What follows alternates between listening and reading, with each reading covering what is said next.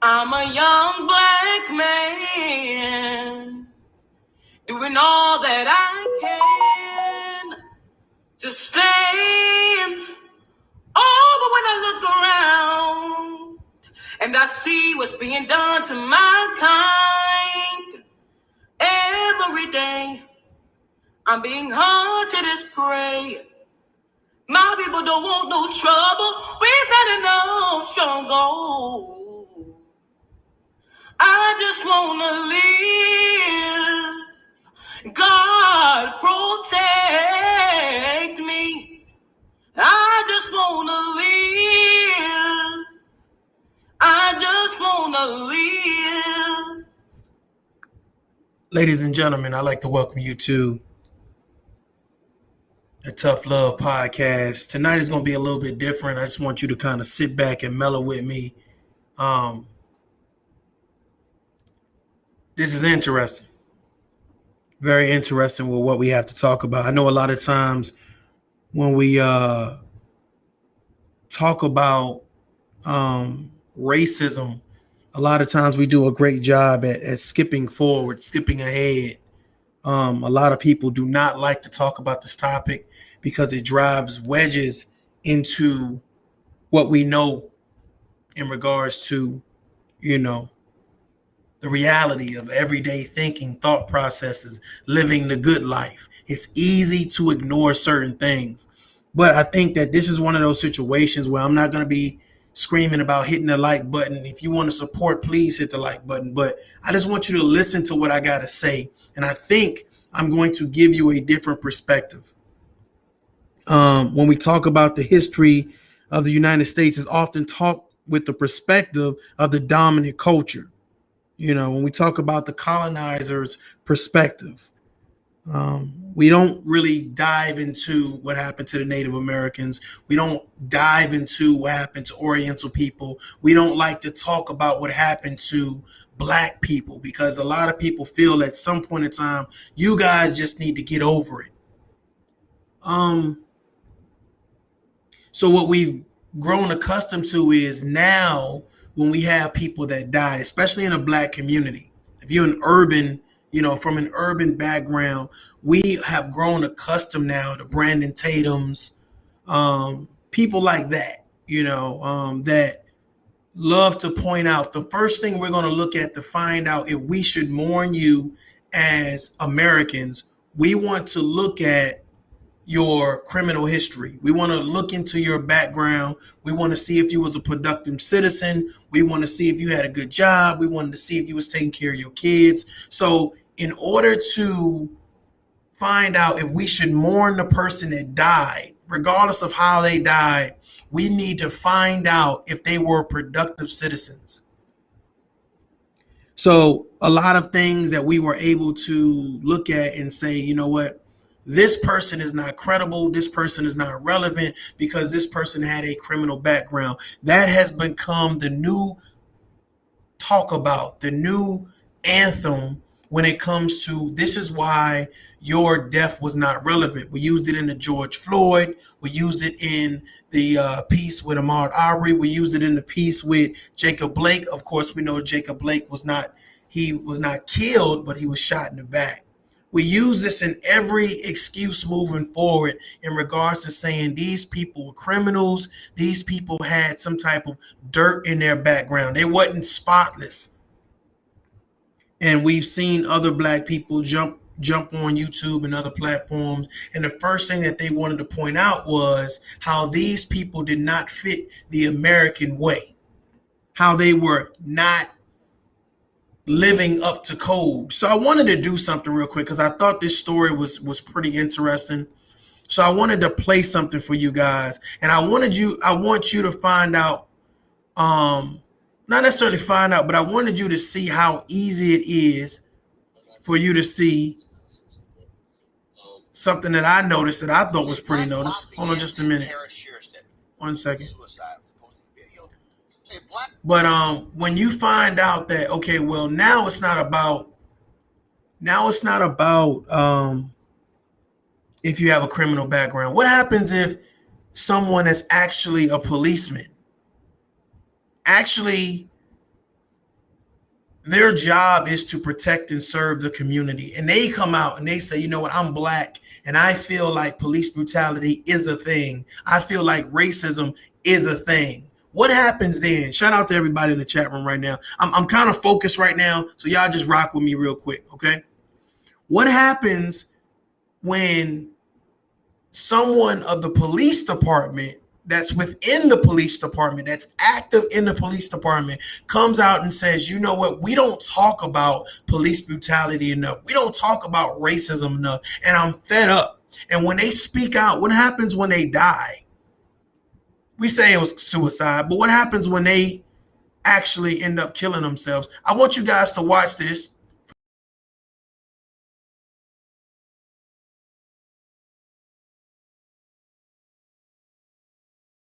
Lafayette Parish Sheriff's Deputy committed suicide after posting a video saying he was done serving a system that didn't care about him or the black community. 43-year-old Deputy Clyde Kerr III killed himself in front of his workplace at the Lafayette Parish Sheriff's Office on Monday. Before taking his own life, Kerr made a series of videos expressing his thoughts about the criminal justice system. He stated he would no longer put up with the corrupt system that resulted in the deaths of unarmed victims like Breonna Taylor, George Floyd, and Botham Jean. It's January 31st, a little bit after 1:30 last Sunday. So,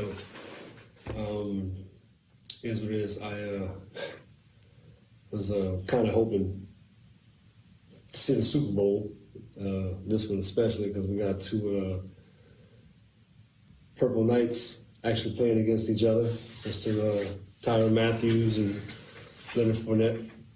Hope y'all go forth and conquer. And, you know, I don't think it's happenstance that everything is going on at this particular time. So, I don't know, possibly, maybe if y'all want to, you should.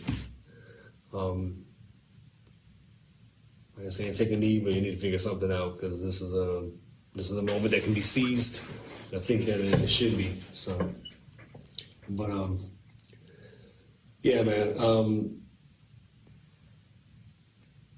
I've had enough of all of this nonsense of serving a system that does not give a damn about me or people like me, or I mean, just about life in general. And this is my statement. If this isn't something to state that this killing that's going on, especially by the police, which I am, I can't abide by this no more. I'm not having anything to do with this nonsense anymore. Call me what you want, try to discredit me. I have been a stellar deputy in this 5+ years that I've been there.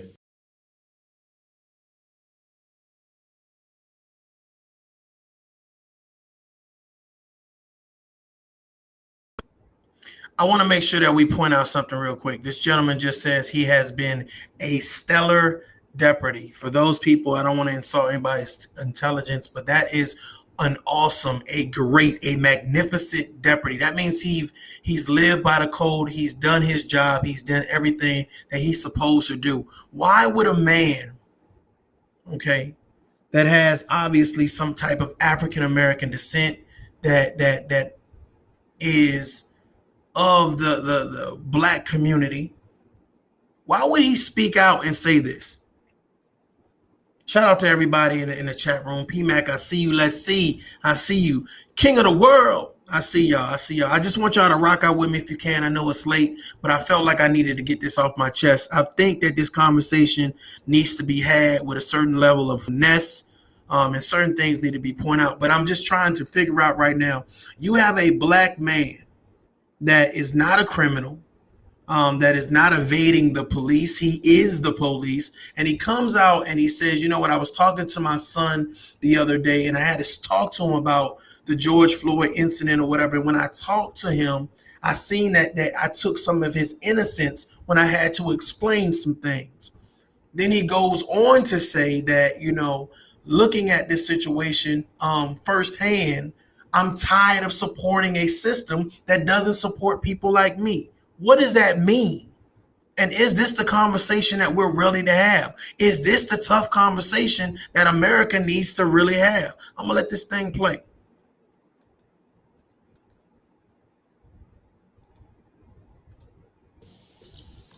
My last email's been sent. It's copied to somebody. I can't be discredited. Never so much as one write-up for maybe some reports being late. None whatsoever. So it can't be said that, I was a shammer or anything like that, or I wasn't pulling my weight. And just for contextual purposes, I just want y'all to understand where and what I'm coming from. My entire life has been in service of other people. And it's just dawned on me that this time, as of now, needs to be seized because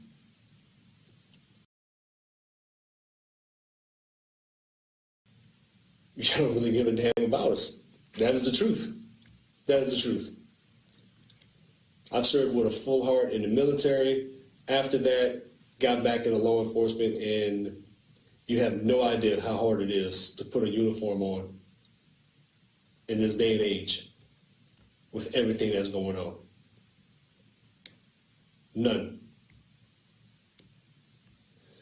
And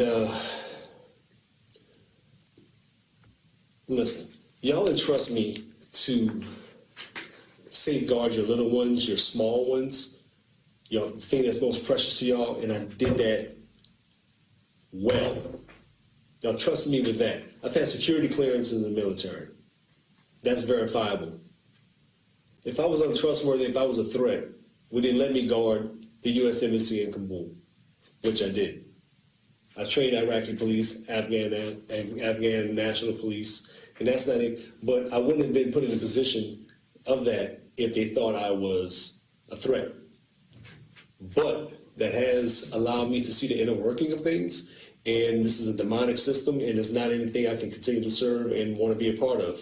And this is not right. This is no form of justice. Let's go down the list. Botham shot in his own apartment. How that work? How does that work?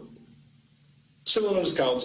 I don't give a damn if he had weed in the apartment. You're going to execute somebody for that? Oh no, y'all are good for that. You break up families for a plant, this war on drugs and this nonsense. But now it's starting to get legal because big pharmaceutical companies stand to make billions off of it, and they paid off the lobbyists, who in turn have started ushering the way it needs to go for them. The countless people who are doing time behind that. How do you even make amends for that? You can't. You can't. This Floyd, man, Brianna, this shit's not right. I'm telling you, it's not. If this feels right to you as a person, there's something is wrong with you. This is the furthest thing from right. This is the manner of wickedness that bro. And you're getting away with it. When is enough going to be enough for people? Huh? Seriously. Seriously. Y'all are radicalizing people, and then when they buck and they want to go against the system because it's not for them, you come down on them with a hammer. I can't. I don't understand this. That's a tremendously sad video. Kerr was a military veteran and a father who, in one of his videos, said that he struggled explaining Floyd's death to his son. The Lafayette Police Department and Lafayette community are mourning his loss and are remembering him as an officer who was truly committed to his job. Amisha? It was hard to watch that without crying. And I say that because this man devoted his life, like he said, to helping people. Sad video. Kerr was a military veteran and a father who, in one of his videos, said that he struggled explaining Floyd's death to his son. The Lafayette Police Department and Lafayette community are mourning his loss and are remembering him as an officer. I'm just curious right now. Just a little curious right now. what is going to be the excuse now? What is going to be the excuse now? First, it was a lot of black people doing a lot of crooked stuff. There was criminals. They was involved in a lot of craziness. This gave people the go ahead to say, you deserve what you got.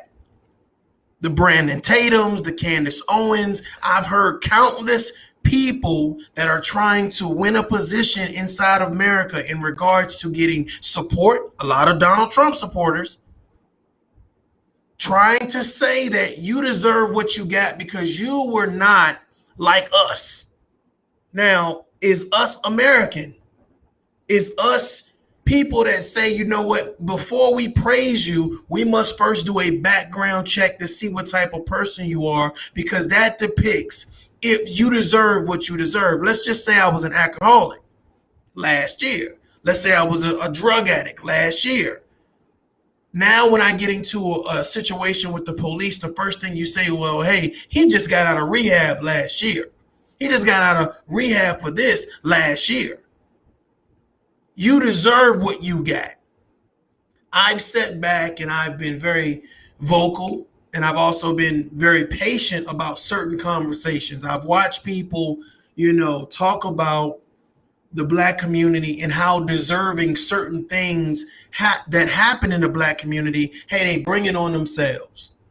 So now that that's out the question, now that that's not a part of the equation, that's not a part of the formula for this conversation. When you have a police officer, a former veteran, that comes out and says these things are actual factual, how do we dismiss the conversation now? I'm just curious. How is the conversation going to be dismissed now? Now, I have a lot of content creators, and they also, go by the means of a few things.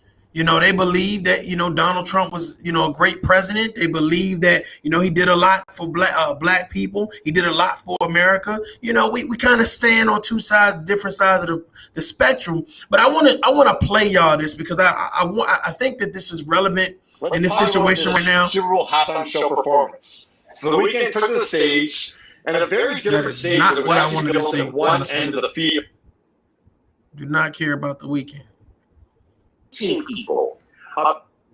Hip-hop artists continue the fight against anti-black racism in the wake of George Floyd's death, speaking out on social media, mobilizing their fan bases, attending protests, initiating dialogue with government officials, and making donations to organizations on the front lines of this movement. But some are channeling their voice through powerful performances as well, including LL Cool J, who posted this poignant, tearful freestyle on Instagram. For 400 years, you had your knees on our necks. A garden of evil with no seeds of respect. In America's mirror, all she sees is regret. Instead of letting blood live, they begging for bloodlet. Revenge is a dish that's served on platelets. Transfusion of confusion, abusing our intellect. I can't be bought with a $1,200 check, even though $1,200 can make a meal stretch. My mama wasn't rich, but she earned my respect. She made a little bit of money for a lot of blood, tears, and sweat. Jumping up and down on police cars, I'm vexed. After Chauvin killed George Floyd, we got next. On Sunday, Nick Cannon shared a new spoken word piece called I Can't Breathe Again, published on multiple platforms that highlights the historical and ongoing plight of the black community. I can't breathe again. God damn, I can't breathe. Our voices have been quarantined. COVID-19, 60s to 1619. Jamestown choked me, sold me. Shackles hold me tightly by my neck, and I can't breathe again. 2020 ain't no vision on your tail eye vision of why I'm living like a prejudged villain. CNN, Fox News commentating and debating why I can't breathe again. As for fans who may be looking for meaningful ways to contribute, Run the Jewels rapper Killer Mike had some excellent advice during his appearance on A Late Show with Stephen Colbert last night. For white people who want to support black people right now in this particular moment, do you have any advice on how they can best do that, or just stay out of the way? So, no, we don't need you to stay out of the way. What I need you to do is send financial help to some of the organizations. Then get your butt down there and help those organizations in the physical. But what I need white America to do beyond right now is understand that right now is always. It isn't just helping in the now. It is being a part of fixing it always. And the first thing I want you guys to do is go to YouTube and Google Jane Elliott and spend 1 hour watching Jane Elliott teach people, not just speak, she's not just speaking, but she's teaching people about the racism that is given to them that they aren't even aware they have. She asked the question, how many of you all see how black people are treated in this country? How many of you all know how black people are treated? And then she says, if you like to be treated like that, stand up. And no one in the crowd stands up. I saw and that. So that immediately tells you, you know how we're treated. You know it's burdensome. You know it's troublesome and wrong, but you simply don't do anything because it's the, well, it's not me factor. Well, if there's a riot going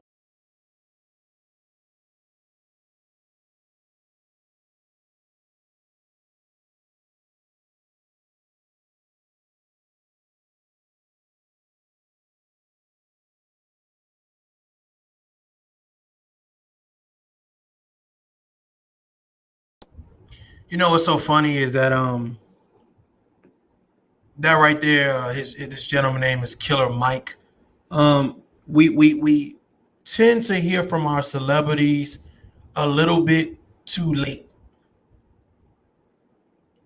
We tend to hear from our celebrities a little too late. And granted, you know, I like to thank all the, you know, the politicians and the celebrities and ball players, athletes, all that great stuff, right? Musicians, all that great stuff. But we tend to hear from them a little too late. And I guess at some point in time is if you're using your platform to say we are undergoing a lot of pressure here in America. Now, there are some people who have found niches. They've found niches towards success. That means they've done a lot of things in regards to say, hey, I can play basketball, I can play football, I could be a movie star, I could be a politician. There are some people that have bridged the gap, so to speak, in regards to saying I found success, so I no longer live in those urban communities. However, when you get stopped by the police, these same things can happen. When you get caught up in a system, these same things can happen. So my thought process is it doesn't matter how far you come from the projects, how far you run from an urban community, these things can follow you. And my question to you guys is, how many people feel like black people have something to be concerned about in America? I mean, I see a lot of comments right now, but the fact of the matter is, this is the real question. And Blake, I beg to differ in regards to not having a vision forward. How many people feel like black people have something to be concerned about? We're not talking about Japanese, Oriental people. We're not talking about white people. I'm just saying. So Blake says no, but here's my thing about it. If you don't believe that black people have something to be concerned about, that's because you've never faced what black people had to face. That's just real shit. You've never faced what they've had to, you've never lived in an urban community. Okay, you probably can count on one hand how many black friends you got. The closest you've come to being around black people is one, maybe locked up, or two, maybe having one or two black people in your community. The fact of the matter is, here's the situation. The situation is, why don't we fix this problem? If you know, if the people in the comments say yes, no, whatever the case may be, or they're uninformed or you just don't care, my thing about it is, how long do you let a problem exist before you want to fix it?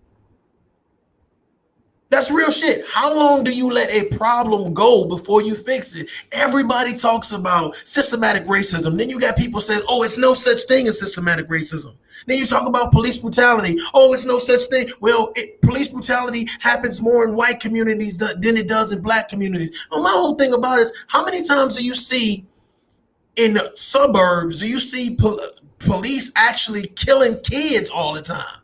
Or beating up, pulling over civilians, pulling them out their car, and goddamn giving them a hard time. it's funny the level of notoriety. It's so easy to say what doesn't exist when you choose not to either one, let it affect you, or you've never been affected by it. You've never been affected by it.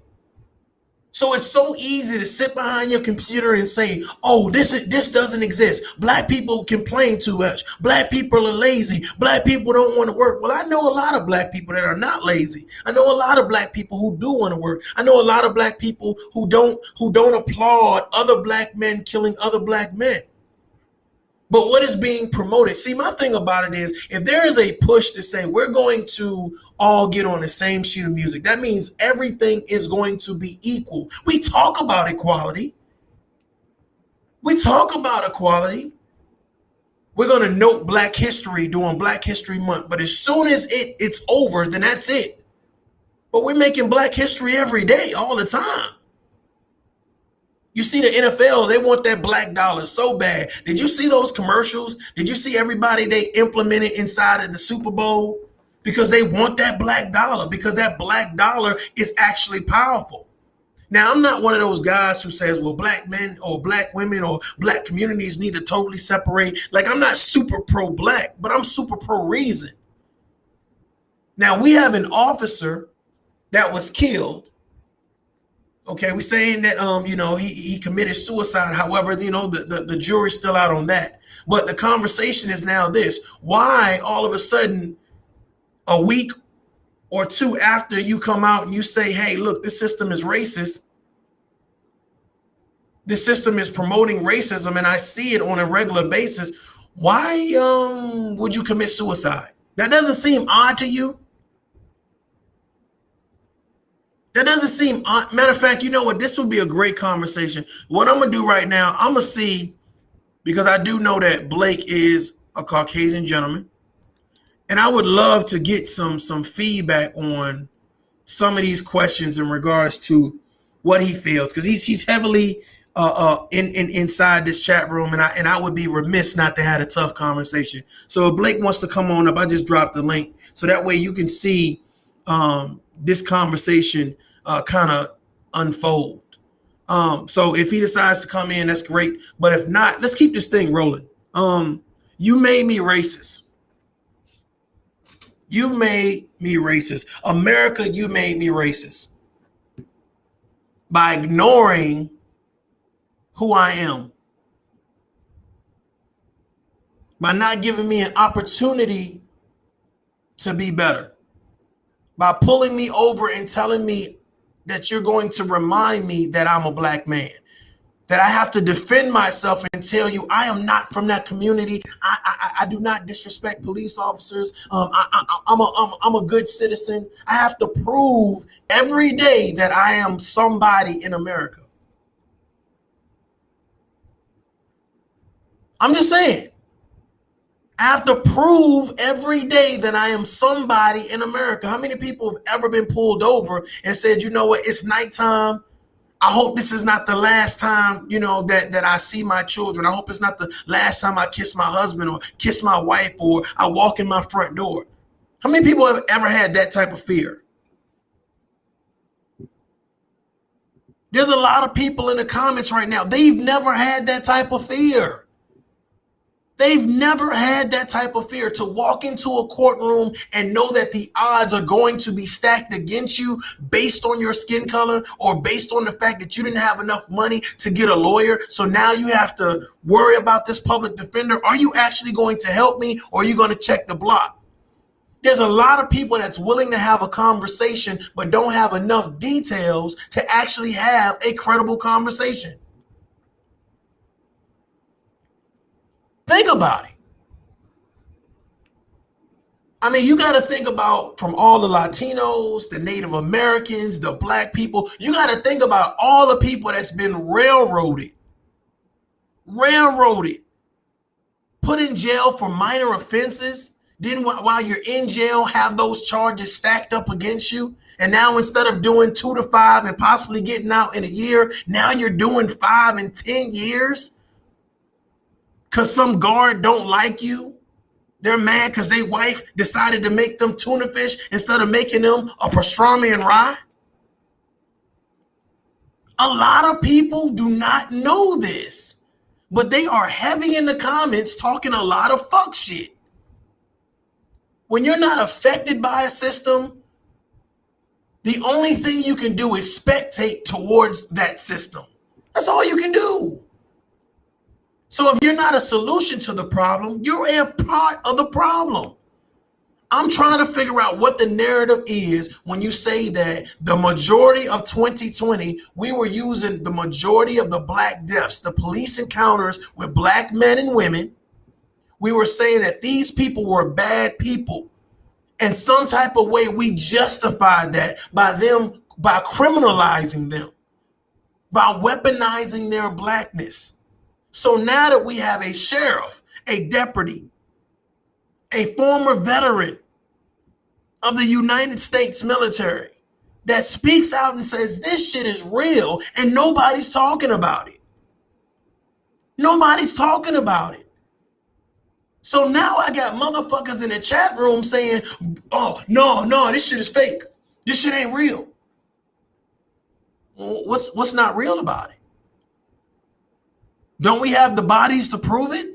Don't we have enough video and content to prove that a lot of people have said this person don't matter because they had a criminal record. This person don't matter because they was on drugs. This person don't matter because of this and this. We've found a way to discredit people's lives because it did not relate to us. We found a way. Can you imagine somebody discrediting your life here in this chat room, saying, you know what, oh, that person don't matter because they don't work a 9 to 5. They stay at home and they work from their computer. That person don't matter because they only had 2 kids. You're not a real person you're not a real parent unless you have 3 kids. We're finding a way to discredit people's death when they're interacting with policemen. That's crazy. Now, I'm not here to promote anybody, promote blackness over whiteness and whiteness over Latinos. This is a human problem. This is a human problem. But right now, I want to ask, how many are we saying that everything that happened, all of these wars and everything that's happened in reference to the perspective of coming to America, are we saying a lot of fuck shit did not go down? That Native Americans get the proper respect that they deserve? That black people get the proper respect that they deserve? That Latinas get the proper respect that they deserve? There's a lot of fuck shit. Let me ask y'all a question, man. I'm gonna say this to you guys, and you tell me what you think. You ever heard of generational wealth? Generational wealth, not rich. Generation. I'm talking about wealthy. Let me ask you a question. How do you get generational wealth? Now, when you talk about generational wealth, a lot of people understand that to be that's something that's passed down. It's a legacy ingrained in that. It's a legacy ingrained in that. That legacy for America has a lot of dark holes and a lot of bloodshed. A lot of dark holes and a lot of bloodshed. Let me ask you a question. Even though there's nobody alive today that can say, hey, I was a slave, et cetera, et cetera, et cetera. How many slaves you think made those plantation owners wealthy? How many slaves you think made those plantation owners wealthy? And once those slaves start dying and the plantation owners, their children, their great grandchildren start growing up, where do you think that generational wealth came from?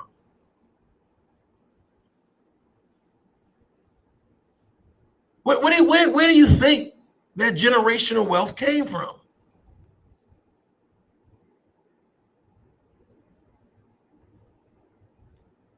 I think we would be remiss not to have that level of conversation to the point where that generational wealth has now pushed its way into politics, now pushed its way into courtrooms, pushed its way into the NFL, pushed its way into the movies. Think about the things that we see on TV. and the narratives that's being promoted on TV. The most popular urban shows are shows that show black people that don't have no damn common sense. Somebody would say, well, why is this shit even on TV? Why are we promoting rap that says, you know what, I'm gonna blow your brains out if you're wearing this color, et cetera, et cetera, et cetera. If this is a American problem, then why don't we handle it in an American way? America is good for taking over shit. America is good at saying this won't work for us. America is excellent at saying, you know what, seek and destroy. So why can't we seek and destroy the problem? If we're saying, hey, listen, we won't be promoting racist epithets throughout social media. We won't be supporting it with music. We won't be supporting it with movies. Then why not wipe it out? Why not wipe it out? Why not get rid of it? So who's really gaining the money? A lot of people say black people are scared to talk about black on black crime. That is the real problem. That's what they really should be talking about. And you know what, man? I would agree that there are some things that happen in the black community I am not proud of. But I would also agree that there are some things that's going on, you know, in America that I would definitely question. I would definitely question. And if you think that when it comes to neo-Nazis or nationalists, people are not promoting hatred, well, let's look at that. Let's look at that. My idea is simply this: America was built by and for the white Christian people of this nation.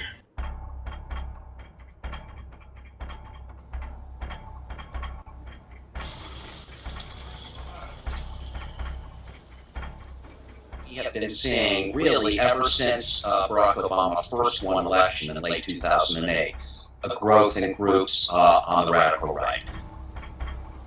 In 2008, we went from about 150 so-called patriot groups, anti-government radical groups, to something like 1,360 groups in 2012.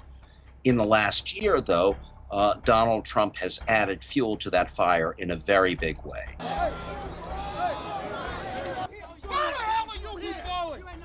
Kim, why are you here? Go. Why are you here, man? Go. Why are you here? Let's go.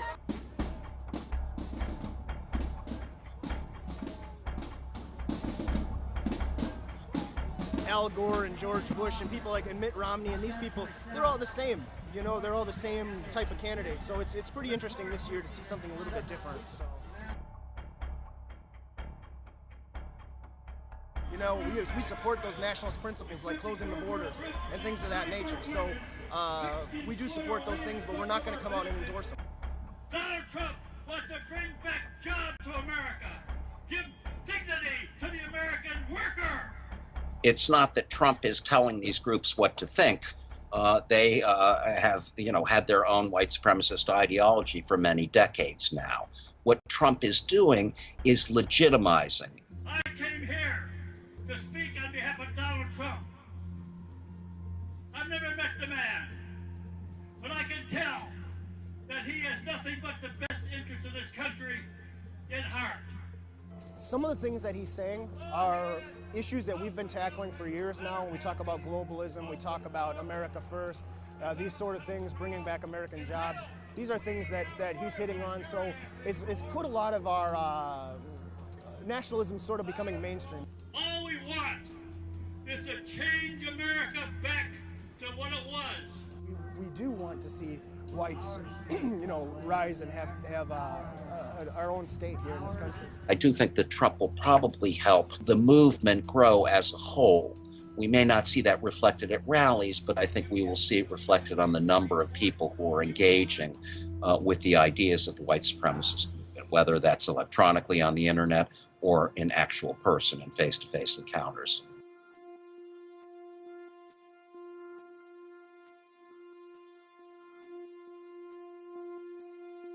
I mean, we are all across the country going to be watching the polling places. Where we have chapters, where we have members, we're going to be unofficially monitoring those polls in different parts of the country.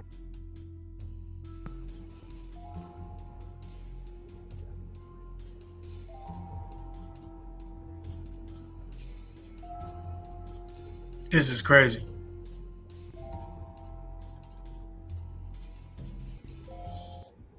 I wanna ask y'all some.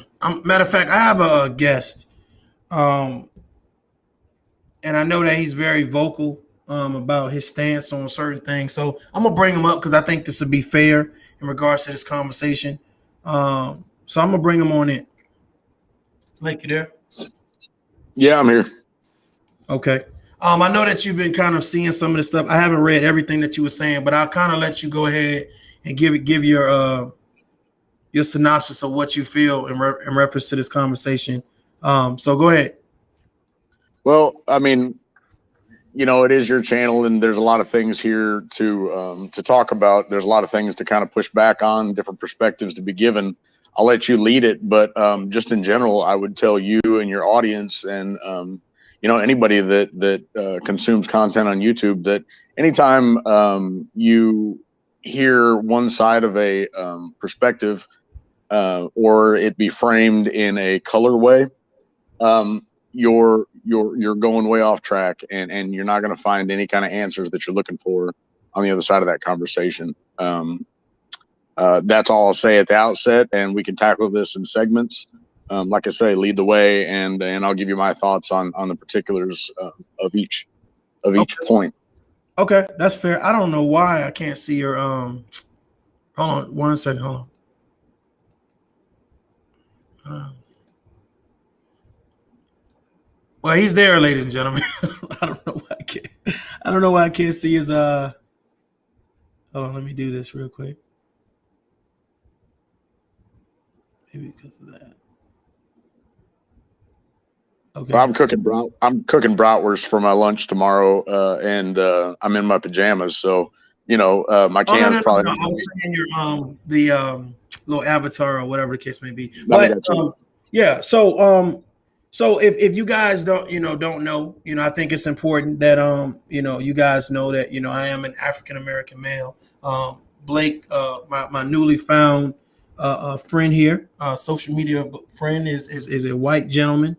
Not that that's going to add any more impact on the conversation, but it does help support different viewpoints based on what he says and what I say. So my perspective is as a 20-year retired Army veteran from an urban community, and I do have a background in a couple different things. But what I'm looking at here right now is I've noticed the push, especially in 2020. It probably was going on, probably before, but I noticed that when we had a major incident with police brutality, and there was a murder or there was an incident, the first narrative was to say that we're going to victimize the victim. We're going to showcase that the victim was a criminal, and that almost overshadowed any mishap by the police. So my question now was, okay, well, since this gentleman that committed suicide, however, was speaking about those same incidents and how wrong they was, how the police misused their power, now what do we say? Do we say, okay, well, he deserved to kill himself? Do we look into it more? Like, what's the conversation going to be about now? So what do you think about the gentleman, the deputy that killed himself, and what he was talking about? I played the video. I don't know if you saw it. Yeah, I saw it. Well, I mean, he said a lot of things, and none of it was really focused or particular about one aspect of anything that he was talking about. He went over a whole lot of things. He said, "I'm a vet. I'm a police officer. I think I've done this well. I'm a portion black, and this and this and this." And he kind of entangled a whole bunch of things all up into this issue, and the broad theme to what he was talking about was my people and how they're treated by police. Now, I'm sure that we probably agree on this, and I hope we can both admit this. You know as well as I do that media, and particularly mainstream media, the cable media, is very emotionally driven. They make their money on pulling at the heartstrings and manipulating people on an emotional and hormonal basis. Can we agree on that? Yeah, we agree. Okay. So when you see these stories, like you mentioned Ahmaud Arbery, you mentioned Mr. Floyd, and one other one, Jacob Blake. Those were the most recent. Now, right. Crime doesn't stop, nor do police shootings. And I would ask you, since November, October, how much of that have you heard?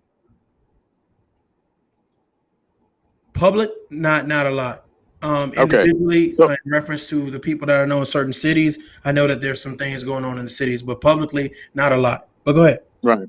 So Black Lives Matter started to ramp up again. The idea of Black Lives Matter started to ramp up again in these protests and everything back in the springtime. And it was heightened even after the George Floyd incident. Now, when the media puts these stories out, I think we're all remiss, and we'd be dishonest to say that these things don't happen to white people as well, and that we would be liars to say that they don't happen to Hispanics as well. It's very telling, and it's blatantly obvious that when they put these stories out in consecutive fashion, and all the stories that they put out happen to be of Black men in particular, maybe sometimes Black females, that you're being manipulated. Okay. When you say being manipulated, are you saying America's being manipulated, or you're saying Black people are being manipulated?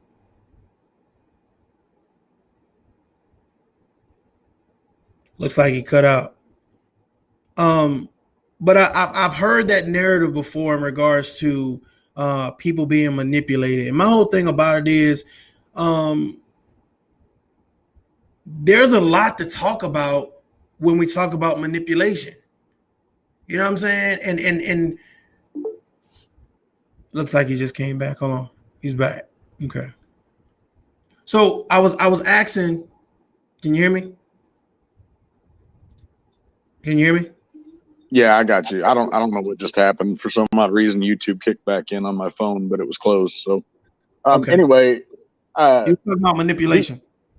These stories are curated. They're selected, and they're done not only for an emotional appeal and manipulation, but they're done for political appeal and manipulation, and they're done to get more money. You know as well as I do that people click and look at good stories, heartfelt stories, warm, fuzzy stories. They look at blood, they look at guts, they look at violence, they look at money, money, money. They look at ass and tits. They look at all the things that don't feed humans in a positive way, that don't feed our souls, that don't nourish our spirits. We're risk averse.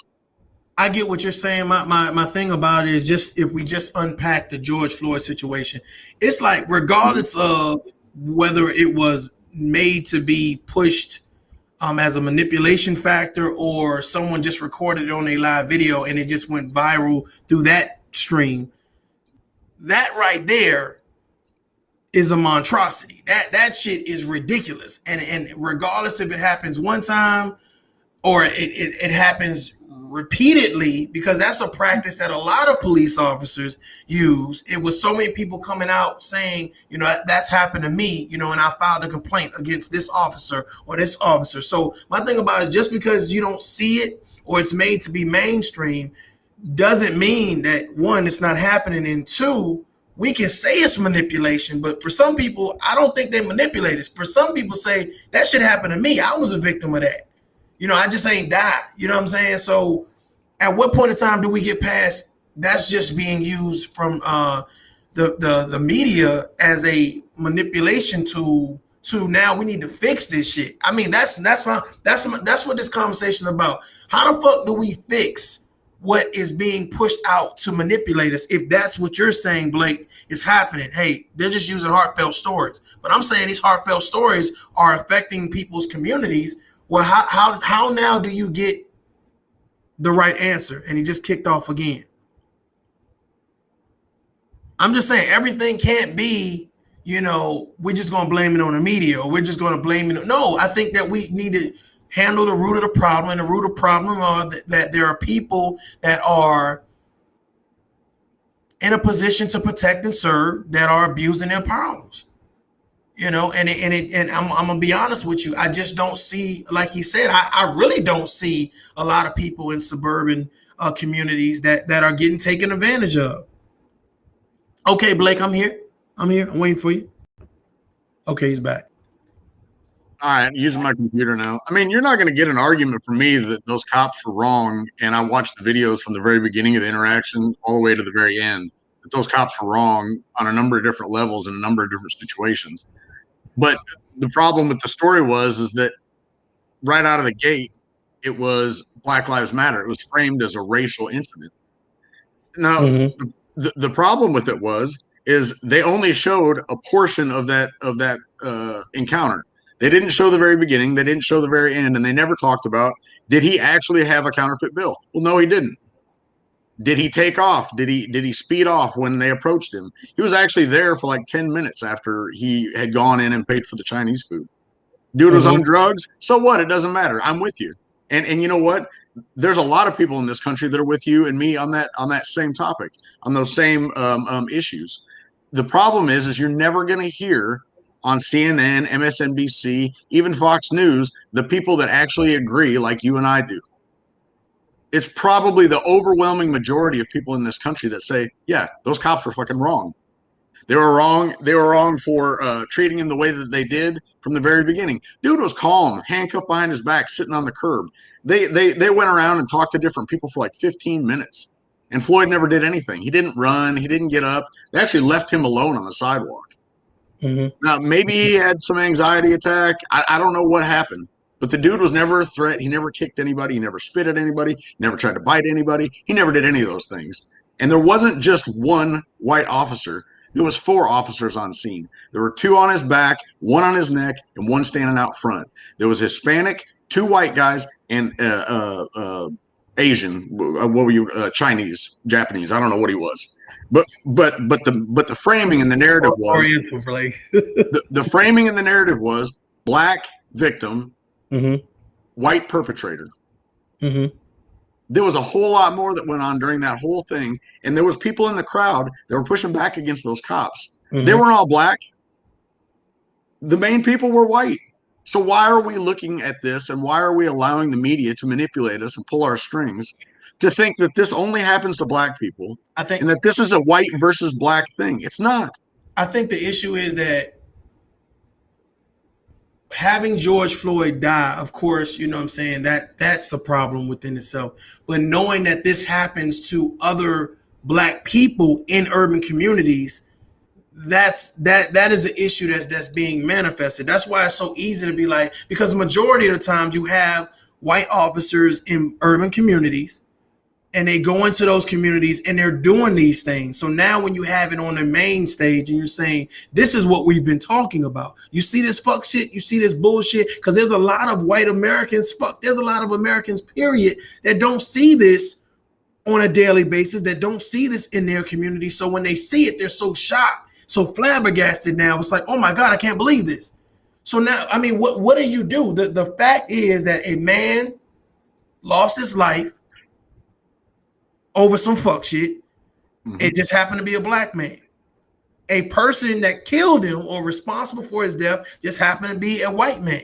Now, I understand what you're saying. Well, why are we making this a black and white and just saying, just not looking at, okay, somebody died and somebody was the perpetrator. And I get it. But my thing about it is at some point we got to look at this shit and say, this white man represented other white men who go into black communities who are doing this to other black men.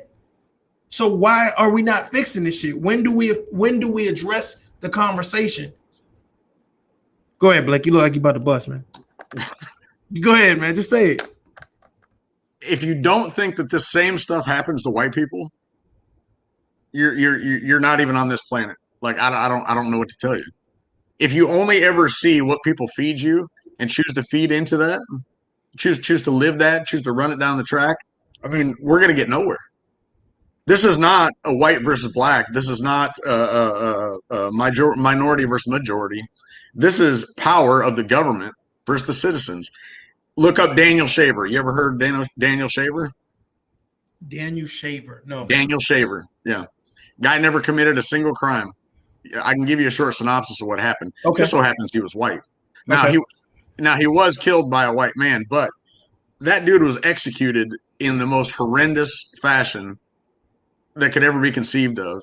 And it barely made a blip on the national news. The only reason what was his job? What did he he do? was a pest control guy for like factories and stuff like that. And he was on the road in Tucson. I think it was Tucson or Mesa, Arizona. And he was in a La Quinta Inn. And he had a couple of people in there that he'd met at the hotel, and they were having a couple of beers in his room. He was on the 5th floor. He showed them, the people in his room, his pellet rifle. Mm-hmm. It flashed in front of the window. Some female in the parking lot reported it to the front desk, and they called the police. Now, he didn't threaten anybody. He didn't shoot it. He didn't point it at anybody. He wasn't hollering and screaming. He wasn't causing a scene. None of that stuff, okay? 2 females reported that stuff, and the cops showed up. They showed up in assault gear, tactical gear, bulletproof vests, AR-15s, all sorts of shit, like 5 or 6 of them. They go down the hall, and this guy, Daniel Shaver, and a girl come out. They got him at gunpoint. Now, there's been no crime reported, no crime committed, certainly, and they got him at gunpoint in the hallway. They pull the female forward, and this guy's wearing basketball shorts and a cutoff shirt, no shoes, standing in the hallway with his arms up. They make him do everything under the sun. Get down, turn around, cross your feet, lay down flat, do this. And the guy's like partially drunk, so he's confused. Mm-hmm. By the time like 3 or 4 minutes goes by, this guy's crying. They keep telling him, if you make a mistake, we're going to kill you.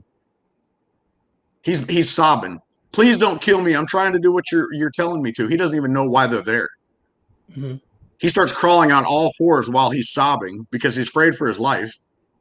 And out of reflex, he goes to pull up his basketball shorts because they're falling down. His knee caught the carpet, and they shoot him dead. Don't think that this stuff doesn't happen to white people, because it does. There's a guy in Boulder, Colorado. Him and his girlfriend got into an argument. The girlfriend didn't even call the cops. Somebody else called the cops. The cop asked her in the parking lot. He says, did he hurt you? No, he didn't hurt me. Did he kidnap you? No, he didn't kidnap you. Did he steal from you? No. They're going over all this stuff. They see the guy. She goes, there he is right there. And he goes by the gas station in his car. The cop gets in his car and runs this dude down, stops him. This dude pulls over and starts running from the cop. Now, he had no reason to pull him over. No crime committed, nothing done. And he shoots him, and you've never heard of any of these things. You've never heard of these because they're white, because they're not, they can't capitalize on these stories. Let me ask you something. What you just said does not, well, let me make a statement, and then I'll ask you something. What you just said does not,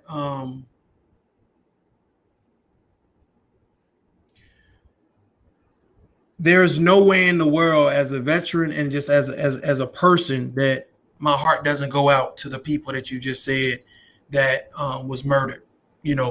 Police brutality affected them.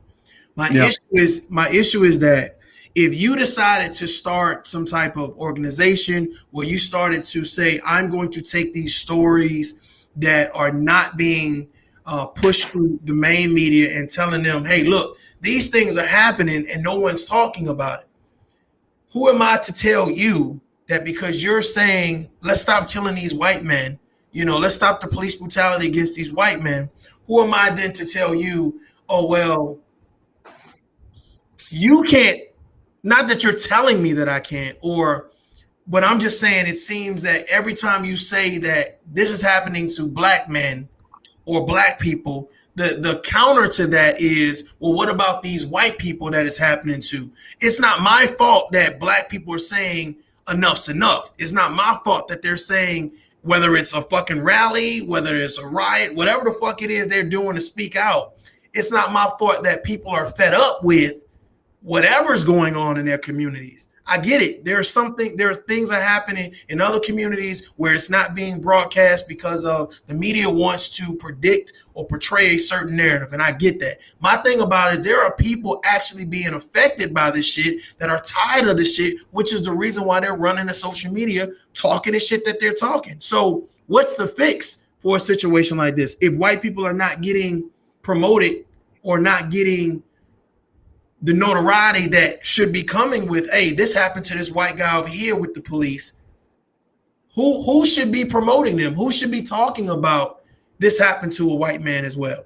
Who do you think should be talking about that? Well, nobody needs to promote anything that's black, and nobody needs to promote anything that's white. Nobody needs to promote anything that's Hispanic. This is not a color issue. This is a relationship between the citizens and the government. This is a relationship between the citizens and the power that claim to rule us and have say so over our lives. This is not.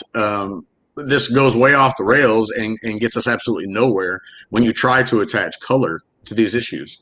If you think that poverty, if you think that crime, if you think that drug addiction, if you think that child abuse, if you think that none of these things happen in other segments and other demographics of this country, you're doomed before you ever even start talking about the issue. I think the what's important in here to throw in here is that me as a black man would be more concerned about things happening to black men than happening to other men. I think that's reasonable to say. I'm more worried about. That's not reasonable at all. You said it's not? No. Let me ask you something. If there was someone killing people inside your community where you live at right now, yeah, who would be more concerned about them killings, you or me? You would be more concerned. It's my community. There you go. Great. I would venture to say that I would find out about it before you, if you ever found out about it. And of course, by proximity, I can do things about it. I have numbers at hand, contacts in the community. Great point. No pushback from me. We ain't even get to the pushback yet. My thing about it is, just like you said, if things are happening to me in my community that I see that affect me on a daily basis, and I'm speaking out about it, I'm running the social media, I'm running a Black Lives Matter, I'm making a fuss about it. I care more about my community than focusing on Blake's community or focusing on someone else's community. Now, in my community, it's predominantly black. So when my conversation starts, it's going to equate to me talking about black people. I'm not going to be worried about those stories in Wisconsin or wherever that's happening with other white people. I'm going to be worried about what affects me and my community, because those are the things that surround me. So when we make this a color thing, well, it is a color thing based on where you are. Now, if you live in a melting pot, there's multiple different types of races around you, then you're probably going to be more inclined to say, yo, this is fucked up that they're doing this to us in Seattle. This is fucked up that they're doing this in fucking Washington, D.C. But no, right now, to me, it's the conversation based on the people that surround you.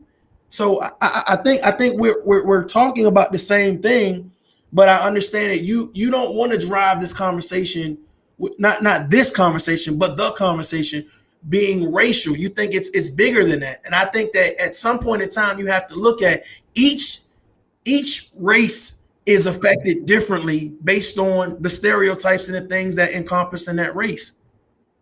Talk to me, Blake.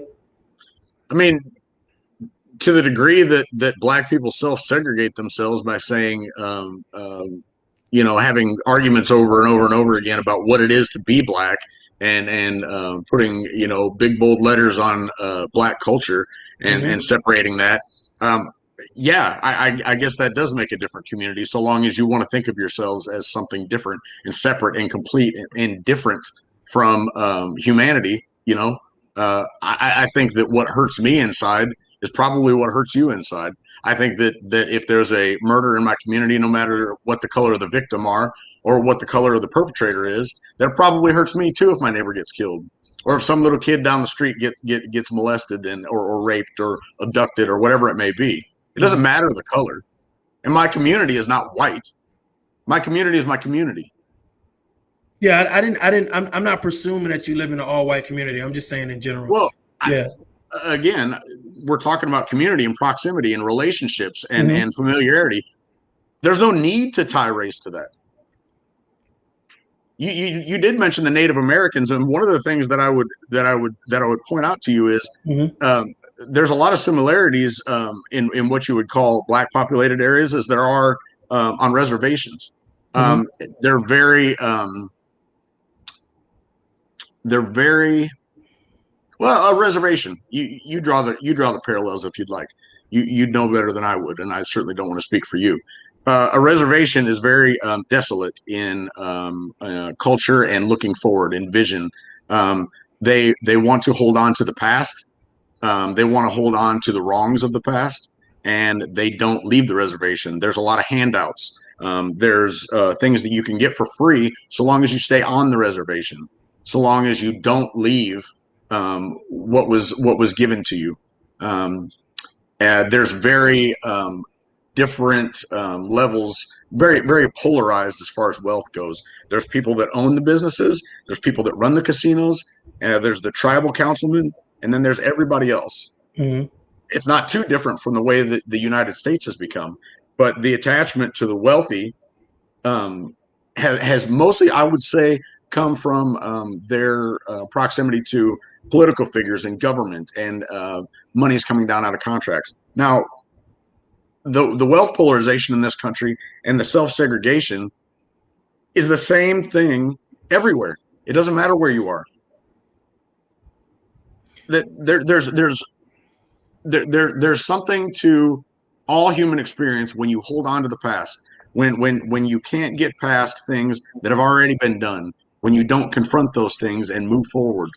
And I don't know to what degree slavery is actually a real thing in the Black community, or if it's something to just distract people, if it's something to just have them bitch about so that they don't have to face the things in their own damn life, so they don't have to be honest with their families, so they don't have to look in the mirror and change things. Change happens on an individual level. It's not going to come from political leaders. It's not going to come from laws. It's not going to happen from a stimulus bill. None of these things are going to change a goddamn thing. It all happens on an individual level. Why don't you think that they teach slavery inside of its schools in reference to education? Like all them times when they were talking about, the presidents of the United States, all of the presidents of the United States, they talked about, Christopher Columbus and discovering, America and all this great stuff or whatever. Why do you think they kept slavery out of that conversation? Well, when I was in school, of course, that's been a long time ago. I graduated in 2001. So when I was in school, we learned about slavery. We learned about Sojourner Truth. We learned about the Underground Railroad. We learned about all that stuff. Okay. I can't speak to the context or the depth necessarily, right. But we learned about all that stuff. I don't know what they're learning now, and I don't know what they learned 10 years before I was in high school, but it was all learned. Well, when you talk about Sojourner Truth and you talk about the Underground Railroad, normally you're not talking about slaves being brought over here from Africa and then the extent of how they were brought, them being separated from their children. So can you imagine how depolarizing it would be to hear as a Black child getting taught probably by a white person saying, this is what my ancestors did to your ancestors. So we take that out of the conversation and we say that, okay, well, we're going to focus on the presidents. We're going to focus on a lot of these Southern presidents who had these plantations that were coming up to run for whatever they were running, a form of government they were running for. Now, these are the same laws that have been put in place that are still in place now. So, but we're not going to talk about none of that. So at what point in time do we get into the conversation about slavery? Because it seems like if you didn't teach us about slavery then, we are saying it's an excuse now. At what point in time do we say, well, when is there going to be a conversation about slavery? Because not only was it a lot of fucked up shit, but a lot of wealth was built that gave a lot of people a head start over Black people. That's not an excuse. That's a fact. What more do you think needs to be said, or what is not known, or what needs to be loud and proud declared? I don't think it's about being loud and proud. I think that to satisfy this issue. Well, I mean, I don't know what angle you're coming at this from. So it's somewhat mystifying to me that everybody's aware of slavery and everybody's aware that slavery's bad. And well, slavery's bad because we've now taken it and we're saying, okay, well, let's put it in a movie and it's bad. The fact of the matter is, have you ever heard Donald Trump talk about slavery? You've ever heard George Bush talk about any one of the George Bushes?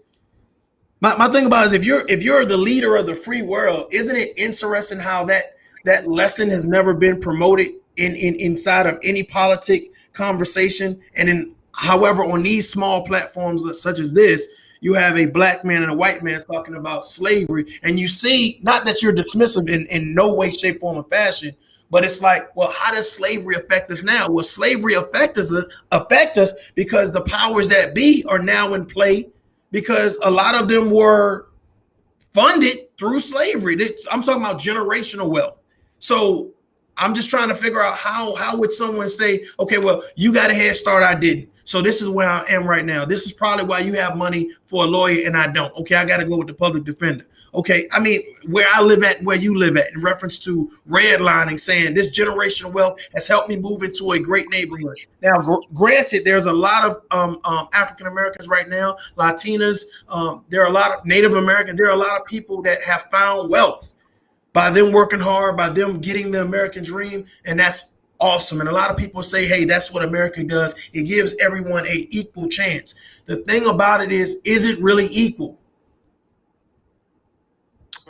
Well, I mean, nothing's equal, but it's certainly not based on race. What has wealth, what is of value in this world? What I think that people miss when you talk about wealth, and when people talk about money and how much do you make, choices, ideas, relationships, those things build wealth in all ways. Money comes afterwards. There's a scene, I don't know if you've ever seen the movie. It's called The Color of Money. Got Paul Newman and Tom Cruise in it. Yep. Let me see if I can remember the line exactly. He says, Paul Newman says to Tom Cruise, he says, I invest in excellence. He said, if you're the best at something, if you're excellent at something, rich can be arranged. And we think of that as though it's monetized, but rich, excellent, what is that? Choices, emotional control, perspective, relationships, communication. Money comes afterwards if that's what you value. You have to, there's a set of things as far as human beings are concerned that you have to master, that you have to be excellent at. And everything that follows in your life is based on that. Intelligence, that's another thing. Mm-hmm. It's interesting to me that I've never actually, with the exception of maybe one or two YouTube channels, one of which was deplatformed, I've never actually heard anybody ever talk about how to increase your child's intelligence. Now, it doesn't matter how intelligent I am. It doesn't matter how intelligent you are. It doesn't matter what our experiences were growing up. Our mission for the next generation, for the children in our community, is to improve things, right? To not only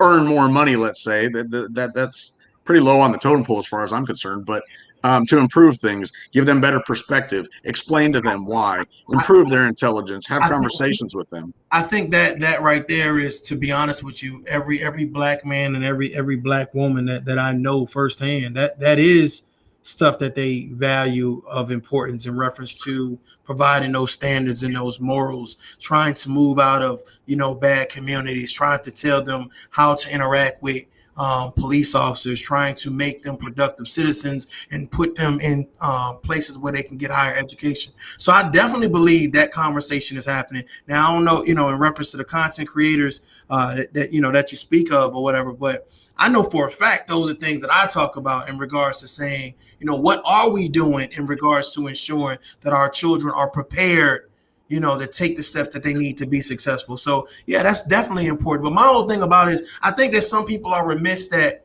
some people are born with a disadvantage. They say that you can't pick your parents. Well, hey, those parents were born with a disadvantage. If someone is to believe that if my grandmother was born with a disadvantage, that based on where she lived, based on her education, based on her access to money, if she was born with a disadvantage, therefore giving my mother a disadvantage, therefore giving me a disadvantage, and it goes on and on until someone breaks that cycle. You have to be educated in order to break that cycle. You have to have courage in order to break that cycle. You have to have somebody willing to come back and pull you out of that cycle in order to push you forward. The issue is that a lot of that education ain't being taught. And if I have to worry about putting clothes on my back, food on the table, keeping the lights on, I'm going to do what makes money for me the quickest. And 9 times out of 10, it's probably not getting a 9 to 5. I need to do something quick that it may go against the American standard. It might be selling drugs. It might be doing something illegal. Who knows? But a lot of people, I find that they talk from a narrative where they've never had to struggle in that regard. And that's what I see a lot of Americans do, which they say, why are these black people like that? Or why are people from trailer parks like this? Or why are people from these low income houses like that? If you've never struggled like that, it is difficult to have a conversation and provide sympathy or empathy to a conversation. Talk to me though. Well, you're right. I am white. And let me bridge the gap here and give you a little bit of empathy. I think that growing up without both parents, or at least not necessarily in the household, but a relationship with both parents, is probably the worst thing that can possibly happen to a human being. Because you have to have your mother's perspective, you have to have your father's perspective, you have to have the difference in the way that they speak and the way that they see the world and the way that they interact and the things that they confront. It's different. And I didn't grow up with I grew up without a father. And one of the things that I lost, and people that grow up without a father loses, is that perspective, the confidence, the encouragement, the different ways of dealing with problems, the knowledge, mechanical knowledge, construction knowledge, leverage, all sorts of different things that you don't get from being raised with your father. And when there's a broken bond and there's an absence of that father role in your life, it makes a young man, particularly a young man, it makes children very angry, very emotional, very destructive, very discouraged, very depressed, a number of different negative things that most human beings really can't bear. That's bad for any child, no matter what their color is. And that's something that I experienced. And it took a long time to get over it. A long time. I still struggle with it.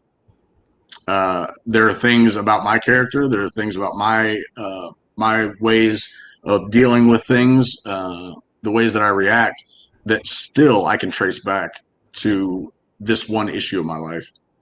And believe you me, I've done a lot of fucking work. I've spent a lot of time alone. I spent a lot of time thinking, been honest, tears in the mirror, that kind of shit. And it's hard. And if I hadn't have done that, if I hadn't secluded myself from negative influences, drugs, an excess of alcohol, you name it, I would probably be in prison. I might be dead. I might be missing a couple limbs. I mean, there's any number of different negative outcomes that I could have experienced if I hadn't have done those things.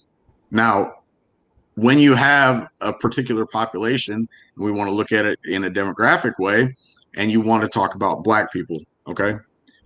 It just so happens that the highest number of people born to broken homes happens to be in the Black community, the Black population. Now, that's not to say that it's not bad for white people. It's not bad for Hispanics. It's not bad for Asians. It's not bad for anybody.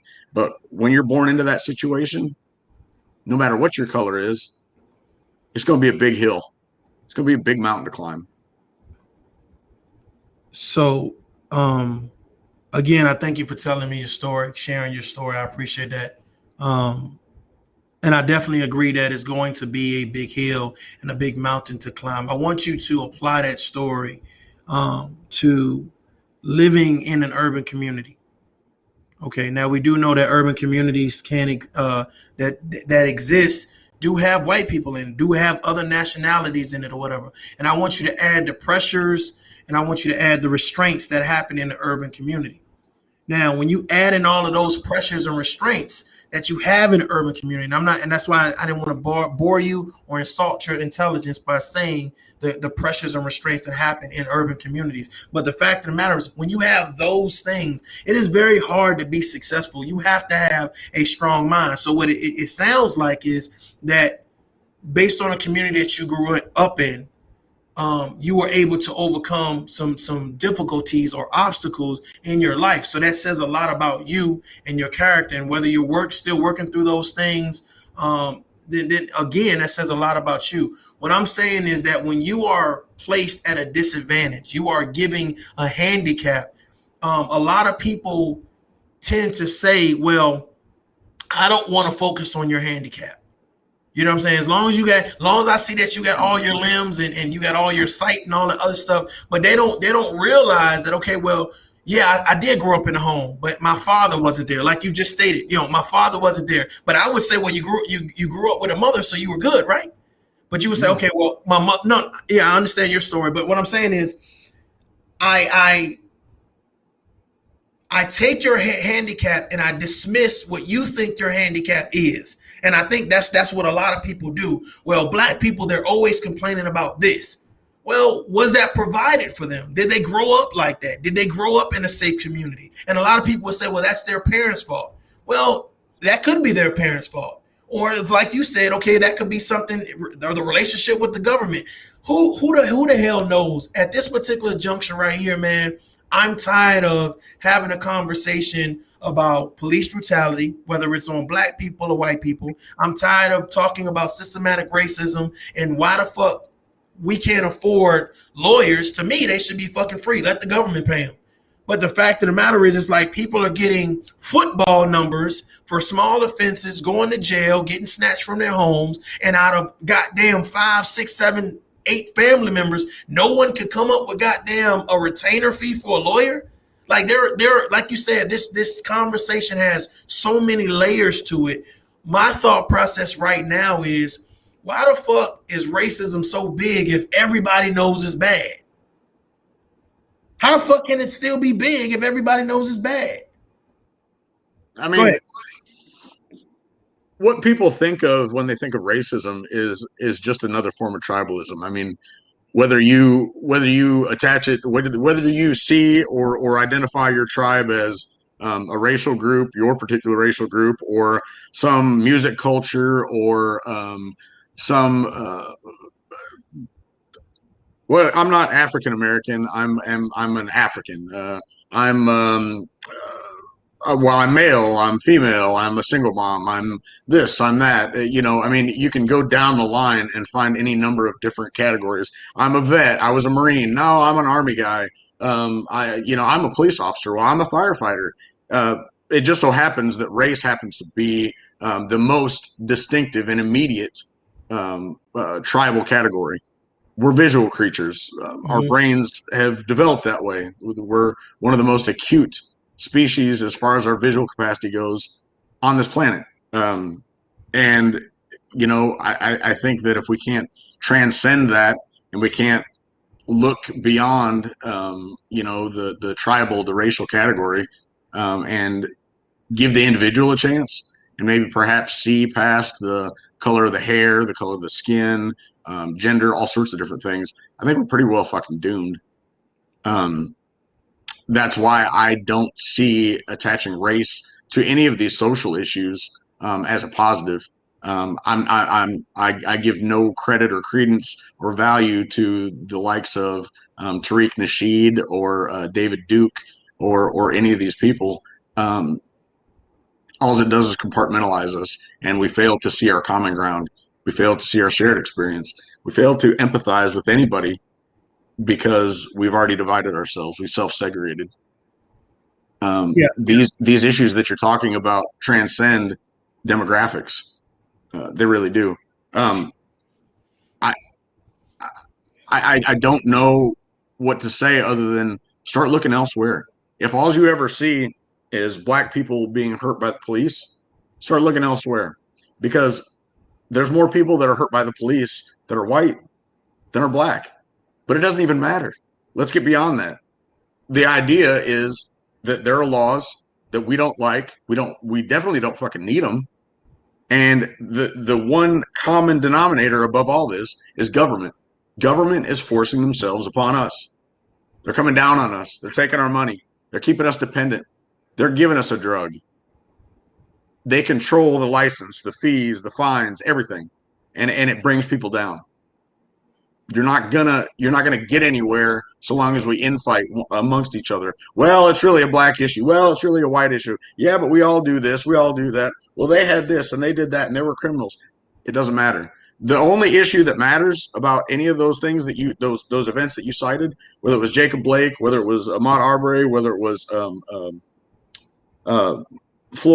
George Floyd, whether it was Daniel Shaver, whether it was Tony Timpa, whether it was Chris Samples, whether it was Jeremy Martis, any of these times where cops came down on people, on citizens, it's only that event. It doesn't matter. It doesn't matter if they were a criminal last week. It doesn't matter if they shoplifted. It doesn't matter if they were on drugs. Did the police, did government, did the force and the power of government, did they do their job right in a humane way, or did they not? That's all that matters. You said a lot of stuff there. I want to pull out a few things and kind of make this statement right here. I think you and I, there are some similarities in regards to our stories. I think you're exactly right in regards to looking at things kind of bigger than our bubbles. I think that is something that really gets a lot of people in trouble when they only can see what's right in front of them or within a 360 view. You have to see a bigger picture. Do I understand the projection that media has on all communities, not just urban communities, but all communities? Hell yeah. The thought process is that I am, when we talk about relationships, we talk about relationships with the government, let's just be honest. You know what I'm saying? When I look at a white man, I don't think DNA wise we're related. And I say that to say this. I'm going to worry about people who look like me because 9 times out of 10, what has happened to you, it's a possibility it can happen to me. So I'm going to take precautions as a man that looked like the man that something happened to. Now, it's great that you pointed out, firemen versus, police, Army versus Marines. And those are different type of ways you can segregate yourself as well. But right now, and it's so funny because when you deal with just the black and white situation, if there was somebody out there saying I am that is a serial killer that are killing white men, I am going to take a little less offense to that being a black man. Like, okay, well, he ain't looking for me, but I hope they make it. And I would think that you would say, well, as a human being, you care, but your sense of alarm as a white man would be a little bit higher. And I think that's the conversation where we kind of still stay stuck together in regards to what we feel, because based on who you are and where you are in life and where you live, your alert is going to be a little bit higher. And what I'm saying is I feel like my alert may be a little bit higher because there are things happening that are being duly noted. And social media is so great, not just mass media, but social media with individual accounts where people are capturing things that are happening to Black Americans around the United States. So I'm a little bit alarmed. When I get pulled over, I need to make sure, okay, my shit is legit, because this may be the last time I get pulled the fuck over. So you might be in a community where the police are rough, and they're like, hey, they jackasses and assholes. You might have never had an interaction with the police. It all depends on what experiences you've had. And I think that adds value to the conversation, because I think that you look at things a little bit bigger. You know what I'm saying? It's not just the community. You talk about government and how the government impacts the community. And I get it. But I also get the fact that there are things going on that there's numerous George Floyds happening. We just don't see it. But then when we see it, we want to react to it. But I believe that Black people have been reacting to things like George Floyd in their individual communities. George Floyd was just the icing on the cake or the tip of the iceberg that says, oh, fuck it, enough's enough worldwide. But there have been riots and there have been other things that's happening in people's states based on their local celebrity or their local child or whatever the case may be. I think it's difficult to have a conversation if you don't have the experience. You only can speak from a narrative of, a human standpoint, or you can't really. Wait, hold on. You said you can only speak from the narrative of a human standpoint. That's no. Like, that's the ultimate, is it not? What I mean is, if something was to happen to you, I would say, damn, that's fucked up how he did it. My human side, my humane side would say, damn, that's fucked up.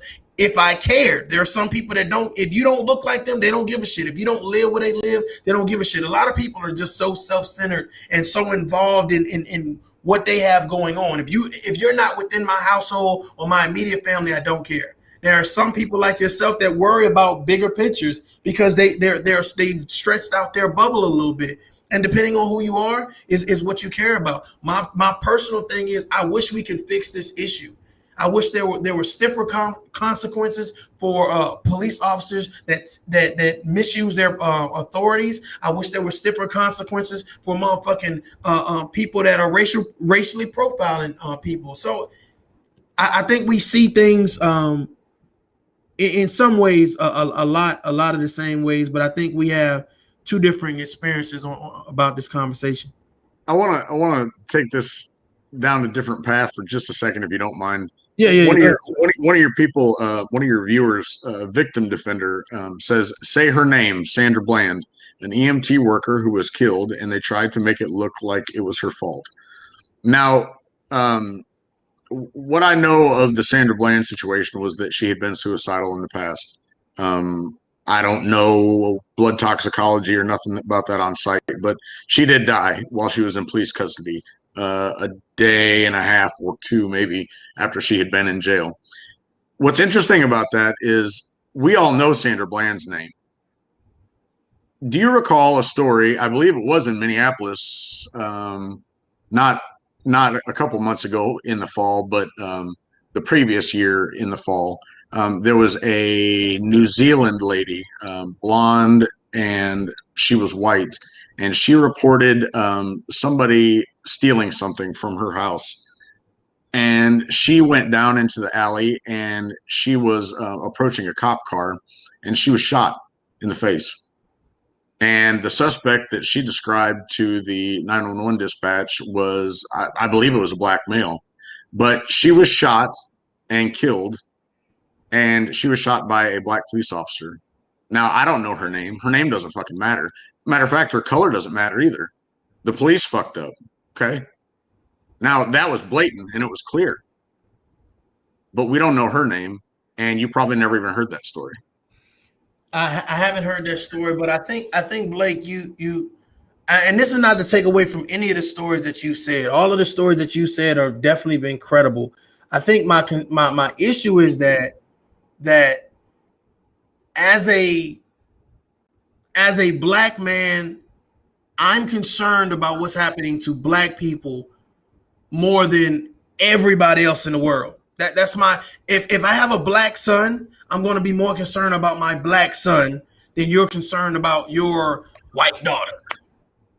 We can be concerned about our children all we want to, but when we see things that are being affected to affect our children or affect ourselves, we're going to be more concerned with that issue more than anything. Overall, there's not, I mean, unless it's the coronavirus, we all can agree that, that's killing everybody. But the fact of the matter is, when we can pinpoint a problem, we're going to talk about a problem. I don't know why that lady's family did not make that shit go worldwide and make it go viral. Hey, my child was just murdered and shot in the face by a black man, and et cetera, et cetera. I don't know why that didn't happen, but I do know that black people are becoming very strategic on how they promote certain things that's happening in their community in regards to police brutality or anything that they feel that is unjustified or unwarranted.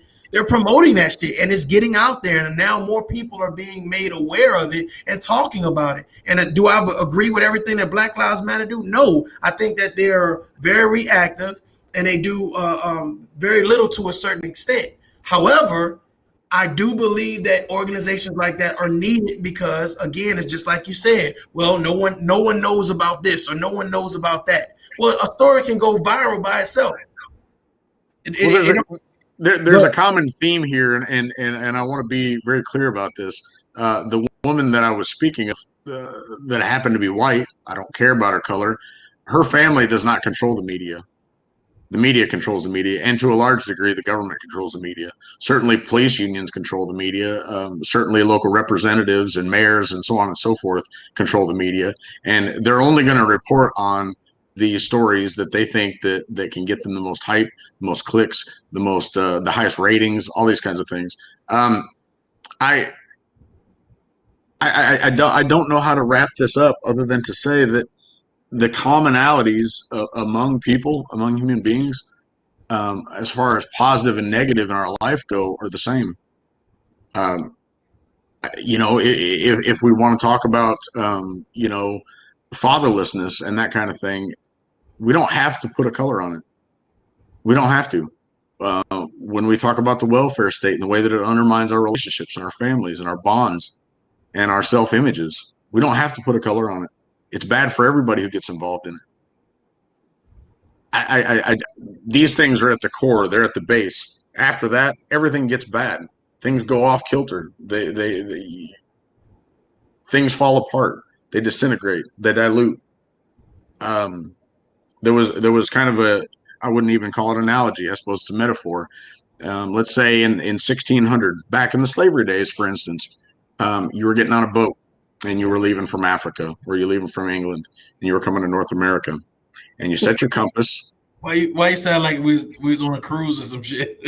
No, I'm just talking about being on a boat. You're driving the boat. You're going on a voyage. Okay. Let's call the voyage life. And at the very beginning of the voyage, you're 2 degrees off to land where you want to land. Now you keep going, you get halfway through the voyage, third of the way through the voyage, and you don't correct anything. Now you're so far off the path. Now you got the wind, you got the current against you, and you don't know where you're going, but you know you need to correct and you need to go somewhere.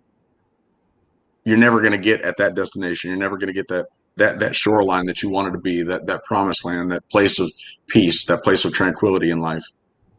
But if you maintain course at the beginning of your life and you stay on track, and your parents are there, your grandparents are there, a community, peace of mind, nutritious food, conversations, education of all forms, not just formal education, talking to elders, learning things, trades, secrets, tasks, shortcuts, managing money, checkbooks, all sorts of different things, interest. If you do that all through that basic portion of your life, that first most critical portion, and you stay the course, then you're there. Our childhoods are when we form our personalities, when we form our notions and our presumptions and our assumptions about life, about relationships and the way that we're supposed to act and what we see and all sorts of things. And when you skew the perspective and you poison the well that you're feeding the children from, I mean, nothing good is going to happen. It doesn't matter what color you are. It just so happens that black happens to be what we always talk about. Yes, you're about 5 feet in front of us. You're about 5 feet in front of white people. You know what? We're all going the same damn direction. This country's going to shit. We're going to hell all together, not separately. We're not going different. I'm not going in a different direction. We're all going the same way. Marriage rates are going down for everybody. Fatherlessness is going down for everybody. I don't, suicide, none of these things are going in the right direction. It doesn't have anything to do with your color.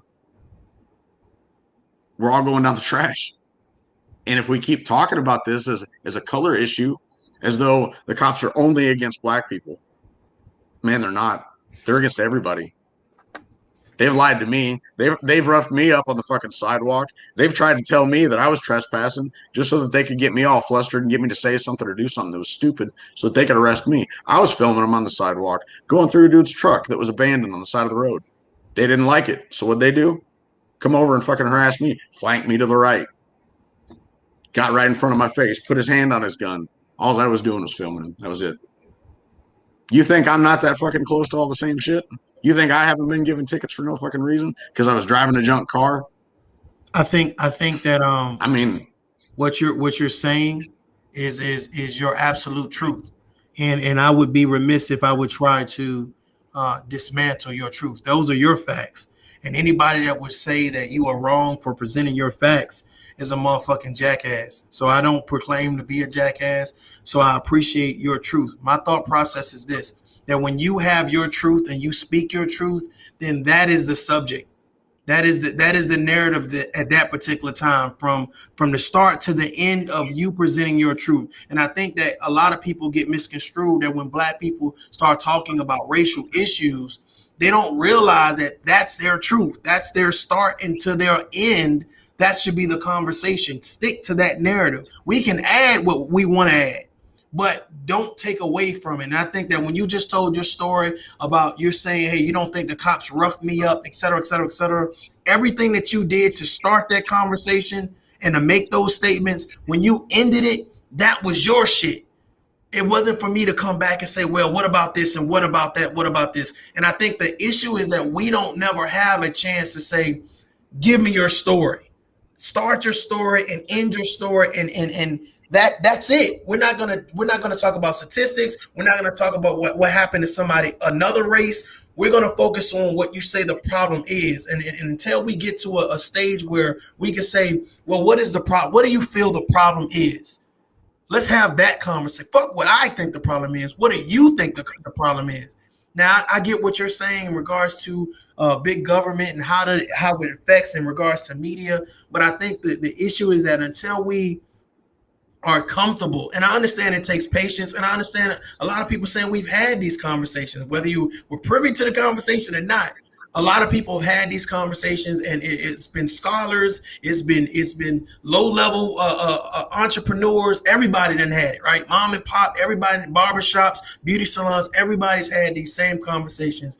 My thing about it is, at some point in time, there has to be a solution to fix things or whatever case be. Look, brother, I know it's getting late. I'm gonna let you have your closing statements. Again, if you have anything that you want people to know in regards to whatever you got working on, let people know a little bit. You know what I'm saying? A little bit. It's okay.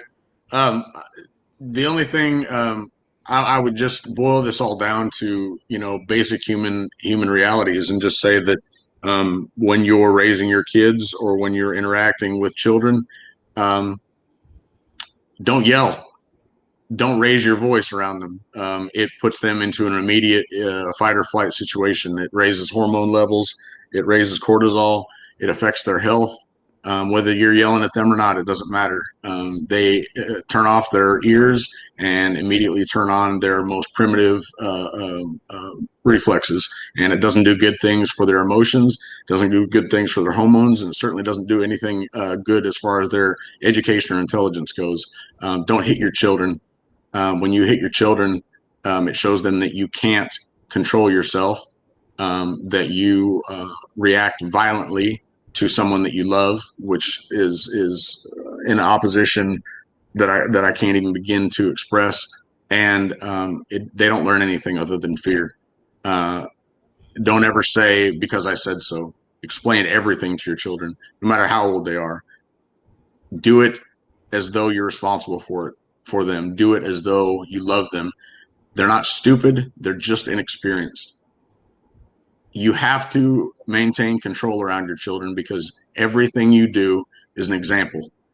And I say this not as a white man, not even really as a father, just as a fucking human being. You wouldn't want to be treated like that. You certainly wouldn't want to get hit. You certainly wouldn't want to be yelled at. Why do it to your children? This to me is the most basic and fundamental, foundational way to change our future. We seem to want to hold on to what our parents did and how we were raised, and our parents made mistakes, and they did some things positively, and it's okay to say that they were wrong about some stuff. The idea from one generation to the next is to conserve what is good and to change what isn't. That's all I'd say. That was dope. That's a mouthful. I appreciate you always coming by, providing your perspective. Even though it looks like we're on totally different perspectives, you're always willing to have the tough conversation and say, hey, look, this is what I stand on, but this is why. And you take the time to Not you articulate yourself very well, and you also take the time out to listen to other points of view. So for that, I appreciate that. You know what I'm saying, and I look forward to possibly meeting you one day, brother. This really bothers me. Before we go, God dang it, I didn't frame that in a racial way, but your viewer here, he says, we've actually never had the conversation. Everyone always talks around the edges. To me, it sounds like he thinks that's how all black people are with their children. I thought that I said that this is about children, and it wasn't framed as black. It wasn't framed as white. Those things that I talked about are bad, no matter what the color of the child, no matter what the color of the parent, whether it's adopted, whether it's biological, it doesn't matter. It's all bad. It's bad for kids. It's bad for people. It's bad for human beings. It doesn't look. I have family members that like to hit and scream and yell, and they're just as bad to their kids as anybody else is. It doesn't matter. The environment is shit. It creates kids who end up being obese, who don't have a value in themselves, that don't have any confidence, that don't have encouragement, that don't believe in themselves, that have a very skewed view of what a man and a woman relationship is. I did not attach race to anything, but somehow we can't even talk about the most basic of human realities and fundamentals because somebody thinks that I'm talking about black people. No. We're letting people. Oh my God. I hope this gets better, Mario. I really do. No doubt, brother. No doubt. Hey man, listen, get you some rest, man. I'm sure we'll be having more tough conversations to come. I need to get your contact information so when I have these conversations, I can reach out to you so you can be here from the very start. I'll put my I'll give you my email. It's fine. Just can you put it in the private chat before you go? Yeah. You see you're asking the Neanderthal to figure that out. You should see something say private chat in your lower left. It should say private chat. If you click it and type your information in there, then I'll have it. Okay. You can. I'm about to close the show out, man. I know people are getting ready to go to sleep, brother. So, hey, go ahead and knock that out, man. And I'll talk to you Mario, soon. what I love about you is you're willing to talk to other people, and that is I'll give you the utmost and ultimate respect for. I appreciate it, man. Most people aren't. It doesn't matter if we disagree, but at least you're willing to talk, and I love you for it. I appreciate it, man. Hey, I got your email, brother. I'll be in touch. Okay. All right, man. Good night. Good night. Ladies and gentlemen, you've just had or just witnessed, I believe, a great conversation between men. If you want to say a black man and a white man, you can if you want to. But I think between men, I'm just talking about, a difficult topic, and then based on everybody's perspective, we look at things, I think we looked at a lot of things the same way.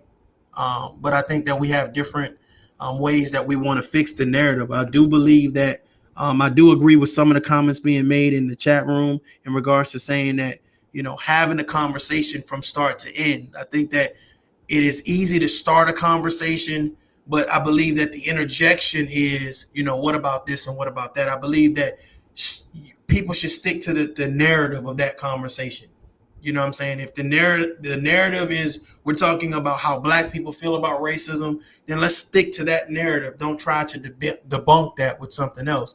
But I think that Blake made some great outlines to some other things in regards to how we raise our children. It shouldn't be a black thing or a white thing. It should be about us loving our children, how we speak to them, don't hit them, and talk to them and explain certain things. So, ladies and gentlemen, I would say that promote more love. Promote more understanding and be willing to have the conversation that may come out, and you may be wrong. You may be wrong. You may be the one that gets identified to be wrong from your frame of thought or how you've been thinking or whatever. That's why I always welcome the conversations. I appreciate everybody that's rocking with me. This has not been a overly hype conversation, but and to some people it may not be deemed a difficult conversation, but it is a conversation nonetheless about some topics that most people shy away from. because like me, I don't never say, oh, I got a bunch of white friends, but I have a lot of friends of a lot of different races, and this is one of those conversations that a lot of people don't have unless they're comfortable with it, in their own skin. So, ladies and gentlemen, I encourage you to have this conversation. I encourage you to love. I encourage you to build. I encourage you to grow. And I also encourage you to keep on rocking with Tough Love as we explore the rest of these upcoming years, and as we grow. You know what I'm saying? So I appreciate y'all. Enough respect. And until next time, man, y'all adult up. Good night. Peace. Wake